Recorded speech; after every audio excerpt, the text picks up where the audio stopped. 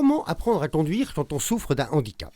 Si quelques rares auto-écoles proposent des aménagements simples, boîte auto, boulot volant ou tiré poussé, au CEREM, Centre de ressources et d'innovation mobilité handicap, lié à l'Université de Versailles-Saint-Quentin, on apprend à conduire à toutes et à tous. Rencontre avec Antoine, formateur, et Lucie, son élève. Alors au CRM, on travaille sur les solutions de mobilité pour les personnes en situation de handicap. On a donc une auto-école associative qui nous permet d'accompagner les personnes afin qu'elles gagnent en mobilité et en autonomie.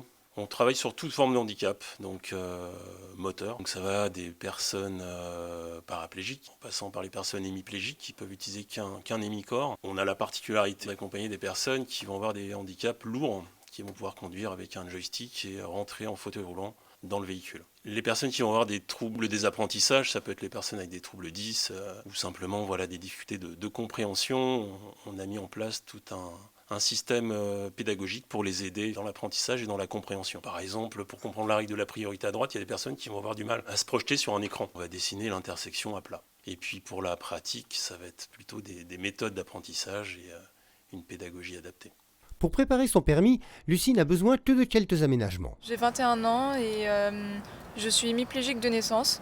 J'ai fait un AVC en fait avant la naissance, donc je suis née avec mon handicap. Donc, j'ai tout mon côté droit qui est paralysé, que ce soit au niveau du petit doigt de pied ou au niveau de l'œil par exemple, tout le côté droit. Et je vais bientôt passer le permis de conduire. Outre d'une boîte automatique, Lucie a besoin de pédales inversées, d'une boule pour tenir le volant et parfois de l'aide d'Antoine. Ne mets pas l'angle mort. Attention devant, attention. Attention, à peu près là, d'accord?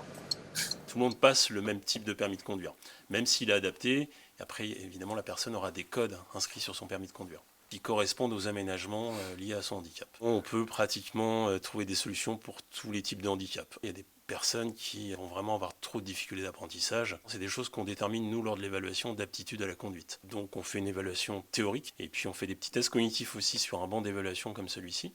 Toutes les nouvelles solutions, les aides à la conduite, comme l'aide au freinage d'urgence, la détection des changements de voie, des choses comme ça, ça va bien sûr être une aide supplémentaire. Le GPS est une très bonne aide aussi de guidage pour les personnes qui ont des troubles cognitifs. Après, ça peut être difficile pour certaines personnes, évidemment, surtout des personnes qui avaient déjà un permis de conduire au préalable.